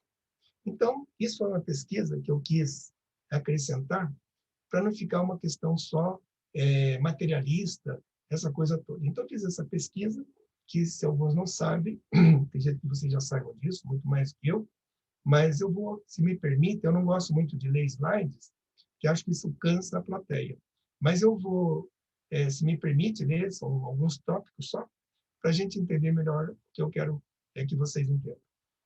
Então, no livro A Caminho da Luz, As Cruzadas e o Fim da Idade Média, por Emmanuel, muitos deles se deixavam deslumbrar pelas riquezas, está falando dos cruzados, pelas riquezas efêmeras, mergulhando no oceano das vaidades dominadoras, estacionando nos caminhos evolutivos, e outros, como Luís IX da França, que foi santo, excediam-se no poder e na autoridade, cometendo atos de quase selvageria, cumprindo seus sagrados deveres espirituais, com poucos benefícios e amplos prejuízos gerais para as criaturas. E tem mais. Esse é um trecho do livro Transição Planetária, então, em que vem da Idade Média o ódio dos povos de várias nacionalidades, seitas e crenças religiosas contra os cristãos. E quem são os responsáveis por tudo isso? De acordo com Manuel Filomeno de Miranda, no livro Transição Planetária, somos nós mesmos, quando no passado nos autoproclamamos cristãos, entre aspas, seguidores da doutrina de Jesus, cometemos inumeráveis atrocidades contra o próximo sob acusação de hereges. Em nome de Jesus, vinculamos-nos ao poder imperial, deixamos de ser perseguidos para nos tornarmos perseguidores. Abandonamos a humildade sob os mantos do orgulho e da soberba. Encontramos meio de afastar os inimigos, aos quais deveríamos amar, os antipatizantes que pensávamos conquistar, os equivocados que nos cabia esclarecer, e demos início às aventuras da loucura, criando as cruzadas, os tribunais do Santo Ofício, as perseguições inclementes aos mouros e judeus, a todos aqueles que não compartilhavam das nossas ideias, afundando-nos no abismo das aberrações mais desastrosas. Em nome da hegemonia católica e da fidelidade ao Papa, utilizamos-nos de recursos ignóbeis para permanecermos em domínio político, religioso e cultural da sociedade, expulsando das formosas terras aqueles que chamávamos de hereges, somente porque não aceitavam o nosso Jesus. Naturalmente, não o aceitavam em razão dos nossos exemplos de anticristianismo, de perversidade, de presunção com que nos vestimos para representá-lo. Quando ele se deixou dominar pelo amor, pela compaixão, pela misericórdia e pelo perdão. Lares e vidas foram destroçados, santuários de fé e educandários religiosos foram praticamente destruídos, e a fúria da malta ensandecida após incendiar a cidade e perseguir os sobreviventes, hasteou a bandeira da vitória, onde tremulava a muçulmana. A fim de arrancar-lhes a confissão do infiel, eram usados todos os meios bárbaros concebíveis, e tudo quanto de hediondo a mente humana pode conceber quando enlouquecida. As mulheres eram violadas, as crianças assassinadas ou vendidas como escravas, separadas para sempre de seus pais. Os homens válidos eram igualmente vendidos, os idosos e doentes vilmente mortos após suplícios extenuantes. E dizíamos que assim nos comportávamos em nome de Jesus e de sua doutrina. Me perdoe ter lido isso daí, é algo assim que é cansativo, não é? Então, mas eu tinha que ler e vocês tinham que saber. Bom, vai ter um bônus aqui, então, eu tenho uns 5, 10 minutos, e eu vou apresentar esse bônus para vocês. Eu achei que não ia dar tempo, mas que bom que deu tempo. A gente pode abrir a discussão daqui a pouco. Então, o que surgiu durante as cruzadas, principalmente durante a primeira cruzada? As ordens de cavalaria. E quais eram elas? As ordens dos pobres cavaleiros de Cristo, do Templo de Salomão, os templários, os cavaleiros hospitalares, Ordem de Malta, Ordem Soberana e Militar Hospitalária de São João de Jerusalém, de Rosa de Malta, nome comprido, a Ordem Teutônica, Ordem dos Cavaleiros Teutônicos da Santa Maria de Jerusalém. Essas ordens foram criadas com o objetivo realmente de cuidar dos peregrinos, né, que iam até lá. A mais famosa dela, ricas em lendas, misticismo, e até hoje a gente fala, puxa, os cruzados, né? Já lembra dos templários, porque a roupa dos cruzados, para nós, é a roupa dos templários. Então, foi o que realmente nos marcou. Então, o que são os templários, né? Então, eles foram fundados durante a primeira cruzada por um país para proteger justamente os peregrinos que iam a Jerusalém. Eles tinham que ter voto de pobreza, castidade, devoção e obediência. E usavam um manto branco com a característica cruz vermelha que nós conhecemos muito bem. Então, os cruzados fizeram muito bem esse papel. E eles andaram pela Europa toda, pedindo auxílios. Olha, a gente está lá brigando. Então, aqueles que não podiam, davam o que podia. 10 real, 20 real, não. Ninguém dava tão pouco. Os caras davam castelo, davam terras, dinheiro grande, não é? Já que eu não posso ir, então ele dou tal coisa para você nos defender lá. Então, a coisa funcionou assim. E eles tornaram-se muito ricos, muito ricos. E eles tinham uma ligação que eles só deviam obediência ao Papa. Rei nenhum mandava neles, era só o Papa. Então, por que templários, né? Templários porque eles construíram a fortaleza deles na mesquita, onde era um local previsível, vamos dizer assim, onde foi o Templo de Salomão. Daí que veio o nome Templários, né? dos homens do templo. E eles tinham uma característica que nas batalhas eles não se rendiam. Enquanto tivesse hasteado a bandeira deles, vamos dizer assim, eles iam até o último homem, morriam, eles eram muito dedicados mesmo. Né? E eles chegaram a ter 20 mil cavaleiros no auge da ordem, entre a segunda cruzada, a primeira cruzada, por ali. E ficaram muito ricos, né? Com as doações, e eles montaram um sistema de bancos, como tem hoje, por exemplo. Então, o peregrino saía da Europa e depositava um certo dinheiro no grupo dos templários lá numa cidade da França, ou da Itália, seja onde fosse. E ele levava um papel, como hoje, uma nota promissória, um cheque, com um código especial, secreto, e ele ia receber esse dinheiro em Jerusalém, onde ele quisesse. Sempre tinha templários, banco de templários, vamos dizer assim, não é? E que ganhava, que dava aquele dinheiro. Mas tinha juros, como hoje, né? Tem juros, aquela história toda, e eles ficaram muito ricos. Então, criaram o sistema bancário, quer dizer, já perderam um pouco a função que eles tinham de guerreiros. Por quê? Porque com a tomada de Jerusalém e o mundo ali mudando, já não tinha mais tanta necessidade de ter tantos guerreiros. Então, eles viveram realmente dessa parte. Só que tinha uma coisa, eles começaram a ficar muito ricos. E os reis, nobres, né, começaram a ficar devendo muito para eles. Então, o que aconteceu? Aconteceu que eles foram perseguidos. Perseguidos principalmente pela igreja.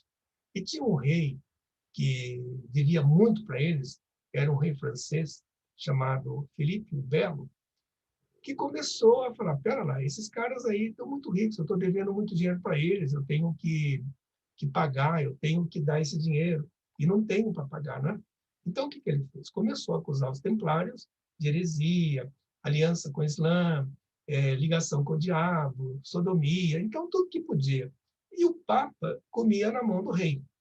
Esse Papa, então, ficou ali só aceitando tudo. Não, você é isso aí mesmo, tal. Esses caras não estão com nada. E começaram a perseguir pela Europa toda.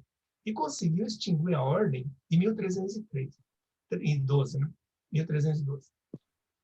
E Jacques de Molay foi o último grão-mestre da Ordem dos Templários. E ele foi condenado à fogueira, como quase todos os templários que estavam na França foram condenados à fogueira. E daí a coisa vai se acabando. E aí acontece uma coisa muito importante que eu queria que vocês prestassem atenção. Com a extinção, digamos assim, da Ordem dos Templários, eles se espalharam pelo mundo, mas muitos deles foram para Portugal. Em Portugal, eles contaram com a proteção do rei Dom Dinis na época, e ele mudou o nome. Ao invés de Templários, ficou a Ordem dos Cavaleiros de Cristo. E convenceu o Papa que era uma ordem nova, que estava formando e tal, e os caras foram com seu dinheiro, essa coisa. E eles montaram e ajudaram a montar, vocês vejam, a grande importância que tiveram os templários até para o nosso descobrimento. Por quê? Porque eles investiram, ajudaram o infante Dom Henrique naquela escola de Sagres e foram, vamos dizer assim, de certa maneira, patrocinadores, incentivadores das grandes navegações. E aí um fato curioso que eu quero chamar a atenção de vocês. Essa daqui é uma caravela portuguesa. Vocês já repararam que o símbolo é o mesmo dos templários? Por quê? Não é verdade? Esse aqui é o símbolo dos templários. E se vocês verem uma caravela portuguesa, pode ver que o símbolo é o mesmo.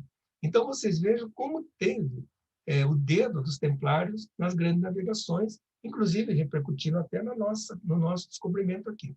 Então, a importância que os templários tiveram na questão financeira, ou mais importante, nas lendas, né? Os filmes, eles ficaram muito mais famosos do que essas ordens que nós vamos falar agora. Que, por exemplo, os Cavaleiros Hospitalares, na Ordem de Malta, não é? Que eles foram fundados em 1048 e existem até hoje. Até hoje eles têm. Eles precisavam fazer votos de pobreza, castidade, obediência, e tinha duas missões: defender a fé cristã na Terra Santa contra os muçulmanos e, principalmente, ajudar os peregrinos construindo hospitais. Então, uma ordem como os templários, né? Que tinham que proteger os peregrinos, só que hospitalários, o nome já dizia, eles já começaram a construir alguns hospitais, já viveram muito mais, talvez em função da saúde, digamos assim, do que propriamente de guerra.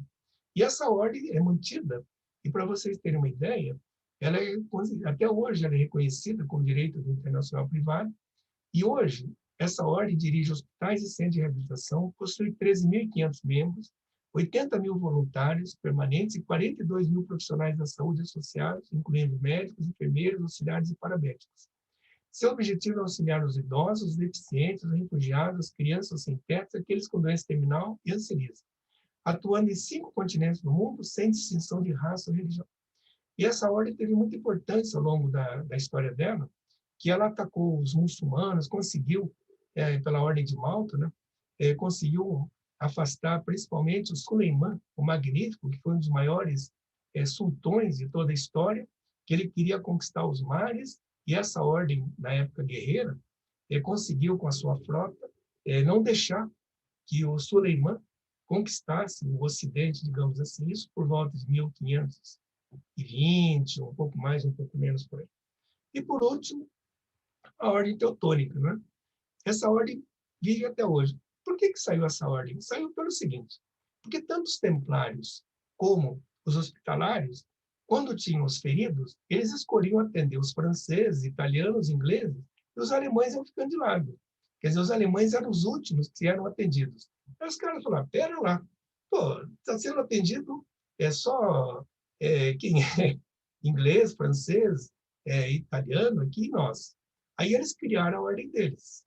Então, eles criaram nessa época, 1191, e essa ordem também tem até os dias de hoje, né? Eles nunca tiveram um número muito grande de membros, porque os caras tinham que ser nobres, não eram plebeu, diferente das outras ordens, que podiam aceitar pessoas, digamos assim, não tão da nobreza, né? Então, eles tinham, vamos dizer assim, da mesma forma que os hospitalários, eles também tinham que atender, só que eles atendiam os alemães. Como os outros só atendiam os outros países, eles atenderam os alemães. Então, a filosofia praticamente é igual aos hospitalários, e essa ordem existe até hoje. Então, hoje eles têm, vamos dizer assim, ações caritativas, eles trabalham muito na Europa Central, não é uma ordem muito grande, mas é uma ordem que está aí para, digamos assim, para atender e fazer o possível para todas as pessoas. Muito bem, espero ter me aguentado, grato pela atenção, consegui encerrar aqui dentro de um período razoável, devo tê-los cansado, me desculpem por isso, mas como eu expliquei, são várias histórias numa história. Não é um tema que você discorre sobre ele e você vai chegar no começo, no meio e no fim. Esse teve vários começos, vários fins. Então, eu tentei tornar mais agradável essa apresentação para que vocês pudessem entender didaticamente, não é? O que eu queria dizer.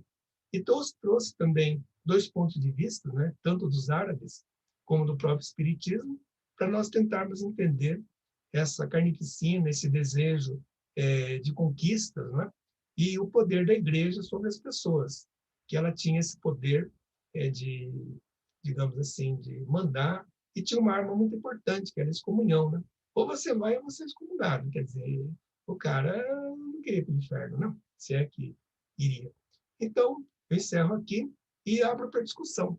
Se alguém quiser fazer alguma pergunta, algum comentário, por favor, nós temos algum tempo e fico à vontade, por favor.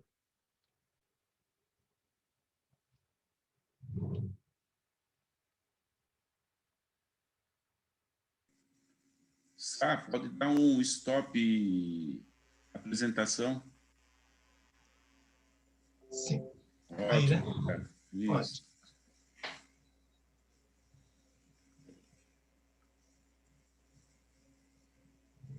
Manuel, está com o microfone fechado, Manuel. Então, quer fazer uma pergunta já para o Sá? Não, pergunta não. Não é pergunta? Se eu souber responder. Manuel, está fechado o teu microfone, Manuel. O Manuel está fazendo um gesto ali. Mas o Manuel deixa ele falando. Você. Tá. Então, quem que vai fazer a pergunta aí? A Ilvia? Não, eu só queria, né, não uma pergunta, eu só queria colocar mesmo aqui, em primeiro lugar, parabenizar o SAP pela excelente palestra, muito boa, realmente. Obrigado. Eu acho que o Divaldo que se cuide aí, porque o SAP pode esse espaço aí logo, né? Meu Deus, ele falou sem parar. Ele falou do começo até o fim, olha. Mas a gente vê, então, nessa aqui, desde que o Teodósio I, lá, em 380 depois de Cristo, fez um decreto levando o cristianismo a ser a religião de Estado, que até então ele era perseguido, ele passou a ser a religião do Estado. O poder, se hoje nós ainda não estamos preparados para o poder, imagine há 2000 anos atrás, né, quase 2000 anos atrás, quando veio o poder para a igreja. Então, quer dizer, nós vimos que... com isso, esqueço. Nós vimos que os religiosos, os bispos, os papas, eles passaram a ter o poder de reis, né? de ser o melhor, porque eles começaram a exigir tudo isso e ser altos realmente funcionários do Estado e da Igreja, né? E daí aí vem o exemplo, né? Que quando une o Estado com a religião se suja com o Estado, né? Porque são interesses diferentes, né?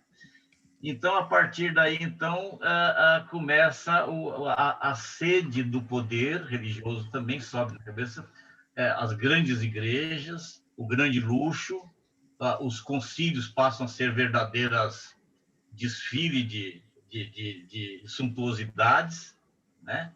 E os papas passam a ser pessoas poderosas pelo cristianismo. E daí acaba se desvirtuando nesta parte aí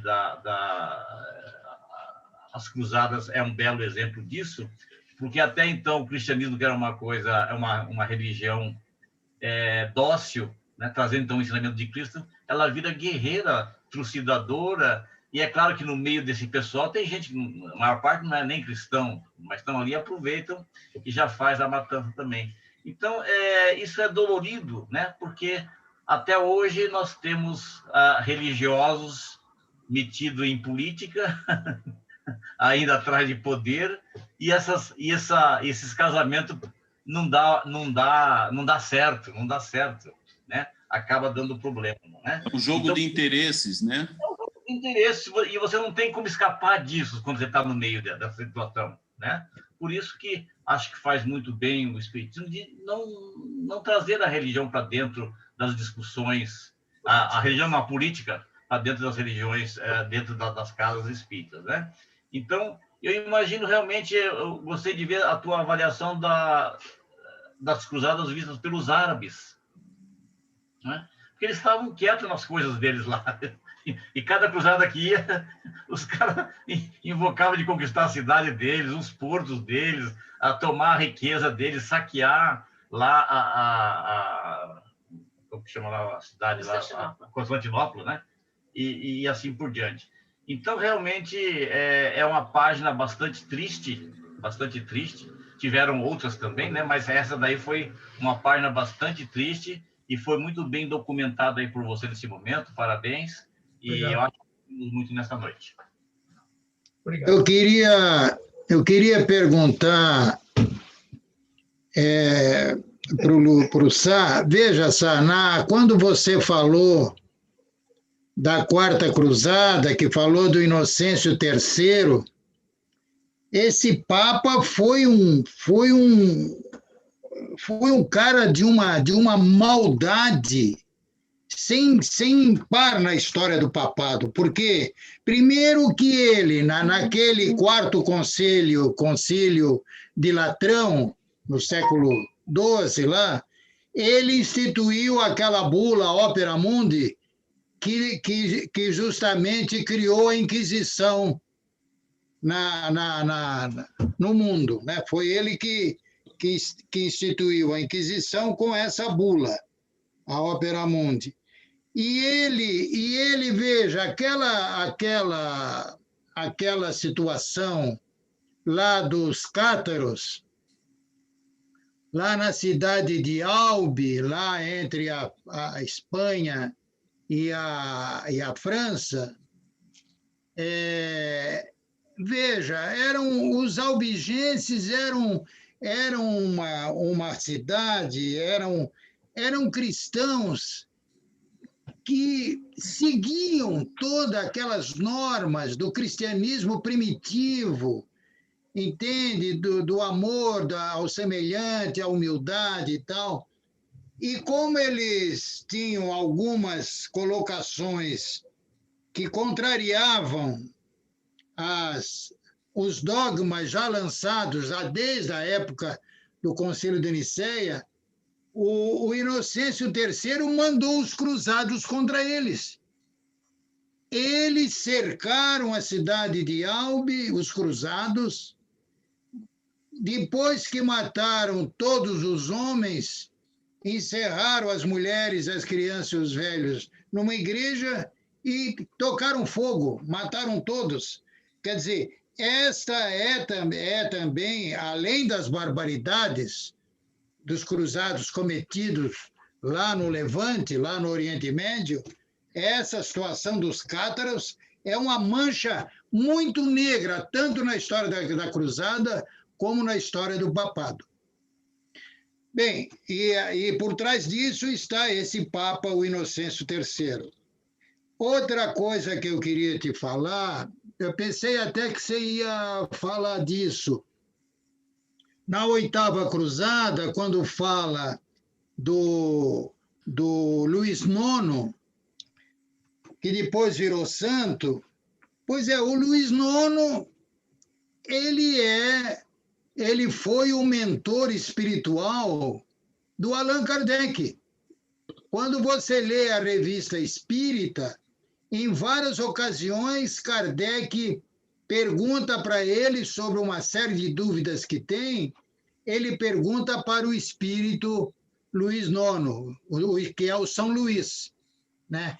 E este Luís IX, que é o São Luís da França, ele faz parte daqueles que compõem o espírito da verdade, daquela pleiade de espíritos que influenciou Kardec na revelação, na codificação do Espiritismo.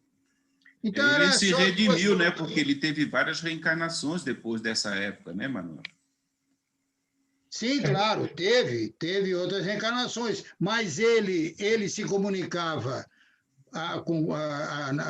com Kardec, na época, como São Luís. Se identificar. Se identificava como São Luís, que foi a época em que ele foi rei da França. Né? Manuel, eu não tenho conhecimento nesse aspecto que você tem. Mas veja, ele se comunicava como Emmanuel. Ele se comunica por uma das suas encarnações. Né? Assim, não entendo muito. Mas você veja, eu apresentei um trecho que foi por Emmanuel, que ele falou do rei Luís, que foi cruel, que foi uma porção de coisa, entendeu? Durante a cruzada. Tá num dos slides ali, segundo o Espiritismo. Agora, como o Luís falou, eu não entendo, você sabe muito mais que eu.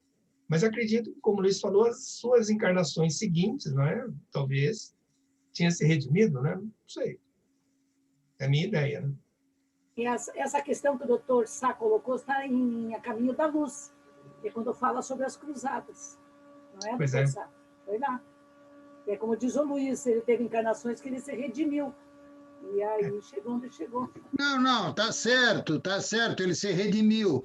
Mas eu só digo que ele se apresentava, e quem lê a revista espírita vê isso, como São Luís, que foi o rei da França. E, inclusive, lá, entre os que compõem o Espírito da Verdade, está lá, São Luís. Então, ele se identifica como São Luís. Quem que era o São Luís? Quem que é o São Luís da França? Era o Luís IX, que participou da 8ª Cruzada. É só uma colocação que eu quis fazer para fazer a conexão com a cruzada e com a relação dele depois com o Espiritismo. Esse ponto é bem importante, e como dissemos no início lá, foi dito, que nós talvez tenhamos pertencido às cruzadas também, fizemos barbaridades. Hoje não pensamos mais assim querer fazer mal para ninguém, assim, não queremos mais atacar ninguém e tal. Então, eu acho que é o nosso processo evolutivo, né? E aquelas pessoas que foram líderes naquela época das cruzadas, os grandes líderes, cavaleiros, ou papas que muitas vezes promoveram isso, hoje talvez estejam em outros postos já redimidos, tentando fazer diferente, fazendo bem, né? Essa a nossa necessidade de renascer e nascer, melhorar, não é isso? Para a gente purificar, né? Parabéns, passamos para o Manuel, se ninguém mais tiver pergunta ou colocações a serem feitas. Eu gostaria de falar, seu Manuel. Fala, Alzira. Claro, Alzira. Talvez o Luiz Henrique até possa sabe mais detalhes sobre o que eu vou falar. Tem uma entrevista que o Divaldo deu quando ele esteve em Curitiba, na 23ª conferência, sobre a perseguição que ele estava tendo com relação a essas vítimas dessas atrocidades do passado. Quando ele veio para Curitiba tentando impedir que ele fosse à conferência. Então, o Adriano, que na época era o presidente, né, da FEP, faz a entrevista com ele coloca essa situação e é muito, eu achei muito importante, eu fiquei muito pensativa naquela entrevista sobre o assédio espiritual que o Divaldo teve por causa de lá do passado, porque essas pessoas que foram vítimas lá, eles odeiam Jesus. E, bom, eu acho assim, eu não vou entrar em detalhe até para despertar a curiosidade de vocês. É importante vocês verem essa entrevista. Eu acho que é a única que tem no YouTube. Teve dois momentos na história, um com os muçulmanos e outro com os judeus. A primeira com os muçulmanos foi quando Jerusalém foi invadida pelos cristãos e ele dizimou com os muçulmanos, com as crianças, mulheres, ele fez um banho de sangue lá. Essa foi um período em relação aos muçulmanos. E o segundo período foi na época da Inquisição, com os mouros. né? E a perseguição dos judeus. E, nesse período, criou-se um grande problema em relação ao Cristo, porque o comportamento não condizia com as obras, com aquilo que Jesus pregava. E eles consideravam, então, os cristãos os grandes inimigos. E muito dessas vítimas do passado, até hoje, são inimigos ferrenhos dos cristãos. E aqueles cristãos que eles mais perseguem são os espíritas, exatamente por estar nessa condição do cristianismo redivivo, né, através do espiritismo e tal. Então, há uma perseguição muito grande em relação aos cristãos, principalmente aos espíritas. E Divaldo sempre comenta esses dois aspectos aí na história. E não tem uma fala, Luiz, de que os judeus e muçulmanos, que, vamos dizer, de uma certa forma, também são inimigos, estão se unindo para combater os cristãos. Né? Eles se uniram e dizem assim, o inimigo do meu inimigo é meu amigo, porque eles se juntaram para se fortalecer, para poder combater os cristãos. E até hoje, no mundo árabe, muçulmano, eles contam as proezas deles, né? Eles contam as proezas e tem lá, por exemplo, nós somos acostumados assim, pega uma criança e fala, se você não dormir, se você não agir direito, eu vou chamar a cuca, o bicho-papão, a mulher do saco, a velhinha do saco. Lá eles dizem assim, se você não dormir, se você não dar direito, eu vou chamar o rei Ricardo aí. E a criança entra no eixo ali. Até hoje, eles causam ainda, os cruzados, um terror grande nas pessoas lá, sabe?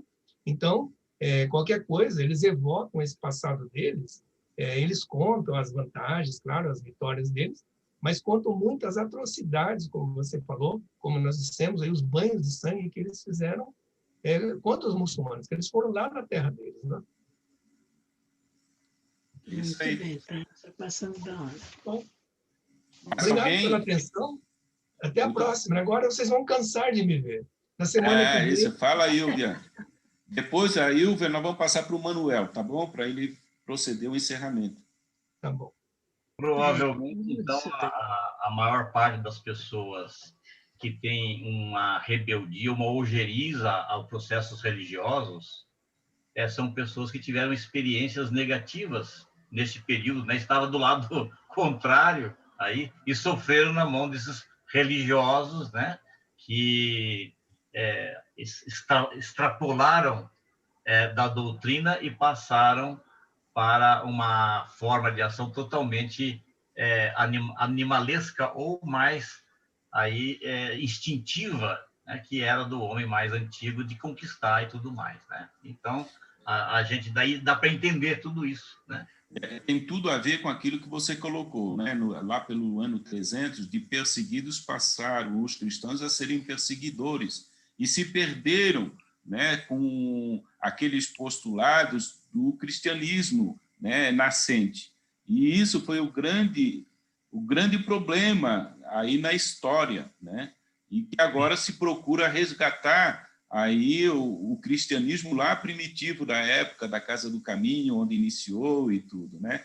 Aí, aqui não vai a uma crítica à Igreja Católica Apostólica Romana, porque também fez muitas coisas boas. E, com certeza, todos nós hoje que estamos lá lutando, quer seja numa religião ou em outra, lá estivemos também, né? E que agora estamos aqui para refazer o caminho, né? Exatamente. Eu queria o Sá falou da participação do Francisco de Assis lá na Cruzada. Na Quinta. E eu tenho, nesse livro que eu escrevia, Nos Rastros da Utopia, quando os espanhóis chegam aqui no Peru, Francisco Pizarro, e querem convencer o Atahualpa, o rei Inca, a força a se tornar católico, cristão, e acabam depois matando ele, enforcando e tal. Mas aí eu não vou ler todo o texto, porque é coisa, mas então eu faço uma comparação. Diz assim no meu livro: essa perversidade e miopia religiosa que caracterizava a imensa maioria dos seguidores da Igreja leva-nos a ver outra face do real cristianismo, mostrando como consolo que entre as grandes almas o respeito pela crença alheia está acima de qualquer desentendimento. No ano de 1219, Francisco de Assis partiu para Jerusalém como soldado da Quinta Cruzada. Uma vez na Terra Santa, achou que poderia evitar aquela guerra cruel, convertendo o sultão Al-Malik Al-Kamil ao cristianismo, embora sabendo que isso poderia significar a sua morte. Educado pelo seu tio, o terrível Saladino, Al-Kamil era competente nas artes militares, porém preferia a disciplina das orações.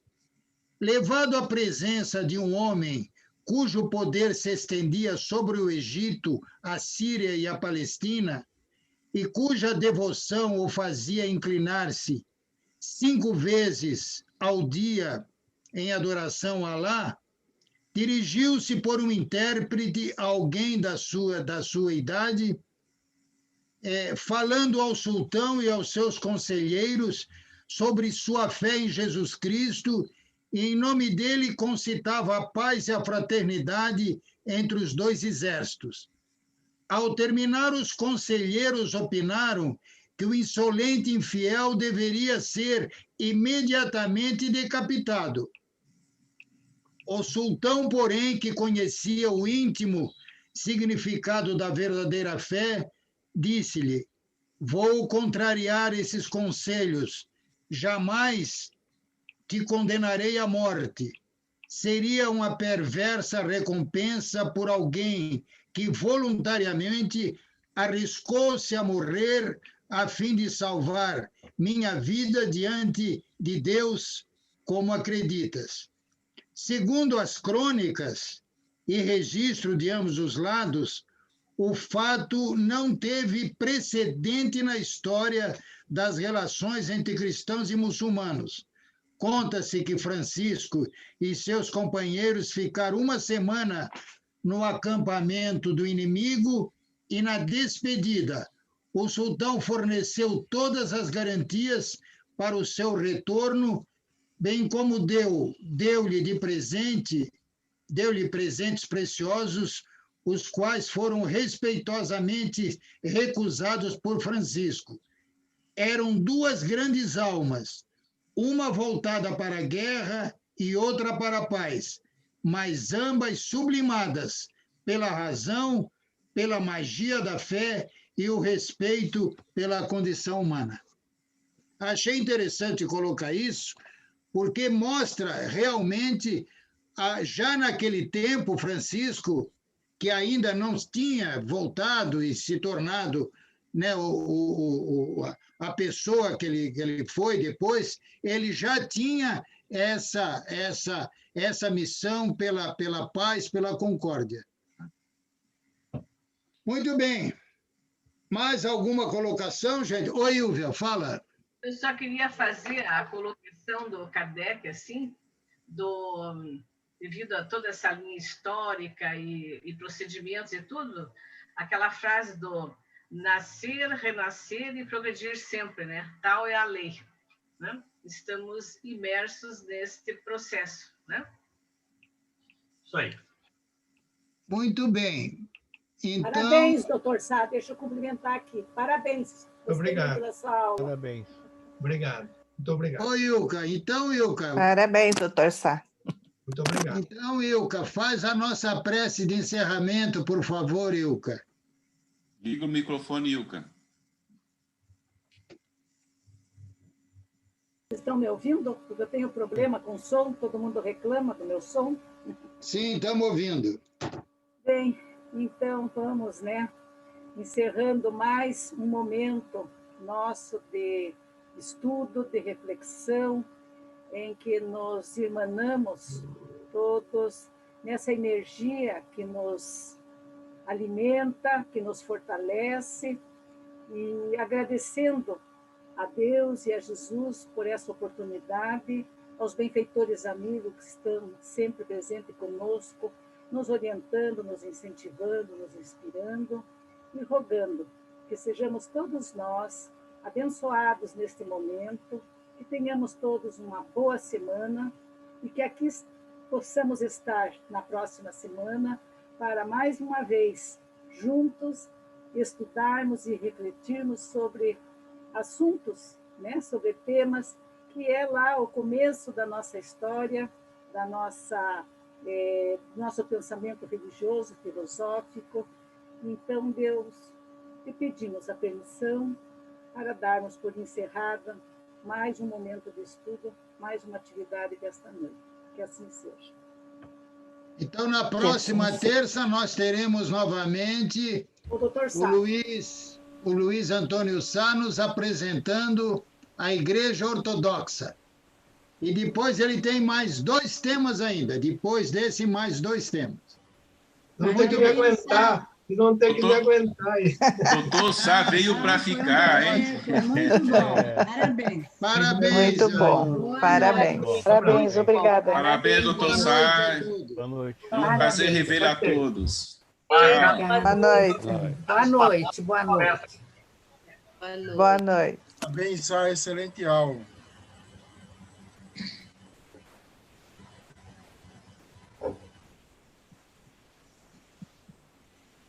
Estamos desligando, tá bom? Boa noite para vocês e até a próxima oportunidade. Até.